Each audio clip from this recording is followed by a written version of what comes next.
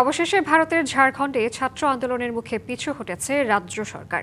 বাতিল করা হয়েছে 2014 সাল থেকে 2026 সাল পর্যন্ত Jharkhand staff selection commission JSSC ও টিডিপিএল পরিচালিত সব নিয়োগ পরীক্ষা। সরকারের এই ঘোষণায় টানা 16 দিন পর অনশন ভেঙেছেন ছাত্র নেতা দেবেন্দ্রনাথ মাহাতো। তবে পরীক্ষা ব্যবস্থায় সংস্কার এবং সিবিআই তদন্তের দাবিতে এখনও অনড় শিক্ষার্থীরা।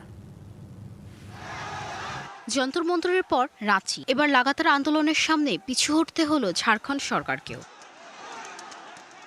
24 দিনের ছাত্র যুব আন্দোলনের পর জেএসএসসি, সিজিএল এবং টিডিপিএল পরিচালিত সব নিয়োগ পরীক্ষা বাতিল করেন মুখ্যমন্ত্রী হেমন্ত সোরেন। একই সাথে 2014 সাল থেকে হওয়া সকল নিয়োগের অনিয়ম খতিয়ে দেখার জন্য তদন্তের নির্দেশও দেন তিনি। সরকারের এ ঘোষণার 16 দিন পর অনশন ভাঙলেন ছাত্রনেতা দেবেন্দ্রনাথ মাহাতো সহ আরো 2 শিক্ষার্থী। তবে অন্যান্য দাবিতে আন্দোলন চালিয়ে যাওয়ার ঘোষণাও দেন তারা।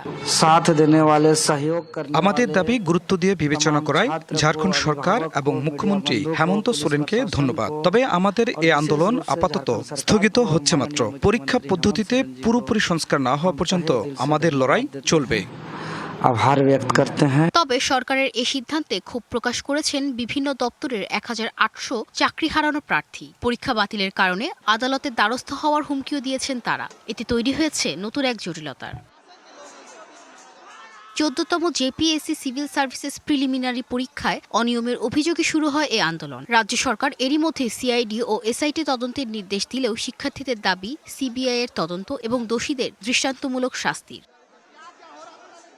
সরকারের পরীক্ষা বাতিলের এই সিদ্ধান্ত আন্দোলনরত শিক্ষার্থীদের জন্য বড় বিজয় হলেও যারা স্বচ্ছভাবে পরীক্ষা দিয়ে চাকরিতে যোগ দিয়েছিলেন তাদের জন্য এটি বড় ধাক্কা। দুর্নীতিমুক্ত নিয়োগ ব্যবস্থা নিশ্চিত করতে ঝাড়খণ্ড সরকার আগামীতে কি পদক্ষেপ নেয় সেটাই এখন দেখার বিষয়।